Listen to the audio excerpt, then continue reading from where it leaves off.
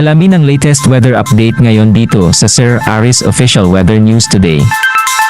Sa kasalukuyan po ay wala tayong binabantayan na LPA o bagyo sa loob at labas ng ating Philippine Area of Responsibility, bagamat asahan pa rin po natin ang maulan na panahon sa malaking bahagi ng ating bansa dulot po ng mga weather systems na patuloy pong nakakaapekto sa ating kapuluan. Ito mga kumpul po na kaulapan na namamataan po natin sa ating latest satellite animation na patuloy nakakaapekto sa may bahagi po ng Southern Luzon, patanaran po sa Kabisayaan, ay dulot po yan na epekto ng shear line ng pagsasalubong ng malamig at mainit na hangin. At dahil po sa epekto ng shear line, makakaranas pa rin po ng moderate to heavy na mga pagulan sa bahagi po ng Kabisayaan, gayon din sa Southern Luzon ngayong araw. Meanwhile, dito naman po sa Luzon, patuloy ang pag-iral ng hanging amihan or northeast monsoon at magdudulot din po ito ng mga pagulan sa malaking bahagi ng Northern at Central Luzon, gayon din sa ilang bahagi ng Southern Luzon ngayong araw. So may bahagi naman po ng Mindanao, nakikita din po natin itong mga kaulapan na nakaapekto mostly dito po sa may eastern sections ng Mindanao area. Yan po yung easterlies, mainit na hangin na nanggagaling sa karadatang Pasipiko, kaya asahan po natin within the day ay makakaranas pa rin po ng mga pagulan sa may silangang bahagi ng Mindanao area. Meanwhile, for the rest of Mindanao, may mga posibilidad lamang po na mga isolated o mga bigla ang pagbuhos ng ulan. At sa mga susunod na araw, itong shear line, inaasahan pa rin po natin na patuloy ang epekto sa may silangang bahagi ng Luzon over the next few days. Ngunit inaasahan po natin na unti-unti pong hihina ang epekto nitong shear line. So bago po matapos ang linggo, inaasahan po natin na improving ang weather conditions sa malaking bahagi po ng ating bansa. Possible po yan sa darating na Thursday. Nakuha tayo sa magiging ilagay ng panahon ngayong araw dito po sa Luzon, gaya po ng nabanggit natin kanina. Bahagi po ng Luzon na makakaranas pa rin ng maulan na panahon dulot po ng epekto ng amihan, pati na rin po ng shear line. So may bahagi po ng Northern at Central Luzon at ilang bahagi po ng Southern Luzon, particularly sa may Cagayan Valley, Cordillera Administrative Region, ganyan din sa Central Luzon, dito po sa Metro Manila at sa Scalabard Zone, ay asahan po natin ang mga light to moderate na mga pagulan dulot po ng epekto ng hangin amihan. Samantalang sa may bahagi naman po ng Aurora, Quezon, sa may Mimaraw, Pagayan din sa Bicol region, ay posible pa rin pumaranasan ang mga moderate to heavy na mga pag-ulan dulot naman na epekto ng shear line. So doble ingat po lalong-lalo na sa may bahagyang Quezon, sa Bicol region, pati na rin po yung mga karatig na probinsya, maaaring maranasan pa rin po yung malalakas na buhos ng ulan dulot po na epekto ng shear line na posible pong magdulot ng mga pagbaha, pati na rin po yung pagguho ng lupa, especially since mga nakarang araw ay patuloy po yung mga pagulan dulot po na epekto ng shear line. Lalong-lalo po sa may bahagi ng Kabikulan, doble ingat po sa ating mga kababayan dyan sa mga, especially yung mga low-lying or mga hazard-prone na mga lugar. Sa may bahagi po ng Ilocos region, makakaranas po tayo ng partly cloudy to cloudy na kalangitan at may mga posibilidad lamang po ng mga panandalian o mga bigla ang pag-ambon o may hinang mga pag-ulan.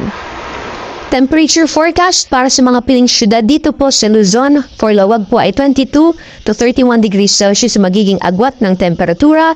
For Tuguegarao naman po maximum temperature sa abot ng 28 degrees Celsius. Sa Baguio naman ay 15 to 24. For Metro Manila, 30 degrees Celsius maximum temperatures inaasang magiging mararanasan ngayong araw. At sa Legazpi naman po yung agwat ng temperatura maglalaro ng 24 hanggang 26 degrees Celsius. For Tagaytay naman ay maglalaro na 20 to 28 degrees Celsius. So magiging lagay naman po yung panahon sa nalalabing bahagi po ng ating bansa. For Palawan and Visayas, asahan pa rin po natin mga scattered rains or thunderstorms dulot po ng epekto netong shear line. So double ingat pa rin po sa ating mga kababayan. For Palawan area though, inaasahan po natin na unti-unti na po mababawasan yung malalakas na pagbuhos na ulan. Magiging maulan pa rin po pero hindi na kasing lakas kung ikukumpara noong mga nakarang araw. And sa eastern sections naman po ng Mindanao, dahil po sa epekto ng easterlies, makakaranas din po tayo ng mga kalat-kalat mga pagulan, pagkidlat at pagkulog. For the rest of Mindanao naman po, asahan po natin ang partly cloudy to cloudy skies. May mga posibilidad lamang po na mga panandalian o mga bigla ang buhos ng ulan dulot po ng mga isolated na thunderstorms na mas madalas nararanasan sa hapon o sa gabi. Temperature forecast naman po para sa mga piling syudad for Palawan, Visayas, and Mindanao area. Maximum temperatures po for Palawan, particularly dyan po sa Calayan Islands, maaaring umabot po ng 29 degrees Celsius at 30 degrees Celsius naman para sa Puerto Princesa. Agwat ng temperatura sa Iloilo ay 24 to 31, Cebu naman ay 25 to 30, at sa Tacloban maaaring umabot po ng 28 degrees Celsius maximum temperatures. For Mindanao naman po, sa Zamboanga ay maglalaro na 24 hanggang 34 degrees Celsius, 30 degrees Celsius para sa Cagayan de Oro maximum temperatures, at sa Davao naman ay maglalaro na 24 hanggang 31 degrees Celsius. Ayon po sa ating latest na weather advisory, asahan pa rin po natin magpapatuloy ang epekto ng shear line, lalong-lalo na po sa may eastern sections ng Luzon sa mga susunod na araw. Ngayong araw, asahan pa rin po natin yung moderate to heavy na mga pag-ulan sa may bahagi po ng Bicol region, gayon din sa Quezon at yung mga karatig na probinsya sa may Maropa as well as sa Visayas.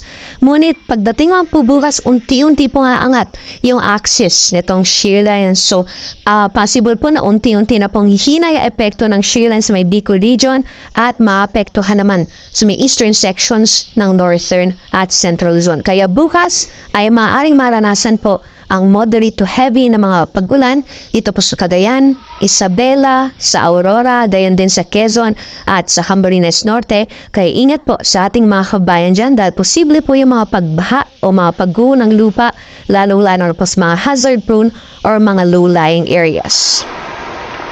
Sa kalagayan naman po ng ating karagatan, may gale warning pa rin po tayo nakataas sa dagat baybayin po ng Catanduanes, particularly dyan po sa may northern at eastern coast ng Catanduanes. For now po, inaasahan pa rin po natin ang maalon hanggang sa napakalong karagatan dyan po sa mga nasabing dagat baybayin, ngunit unti-unti na pong ihina ay epekto nitong hanging amihan. So possible po within the day ay i-lift na po natin yung mga gale warning nakataas sa mga dagat baybayin po ng ating bansa. For now po, ay delikado pa rin pong pumalaod dyan po sa mga dagat baybayin ng Catanduanes, especially po sa ating mga kabayan na may mga malit na sakyang pandag. Sunrise po natin ngayong umaga ay 6:22 AM at sunset naman ay 5:59 PM.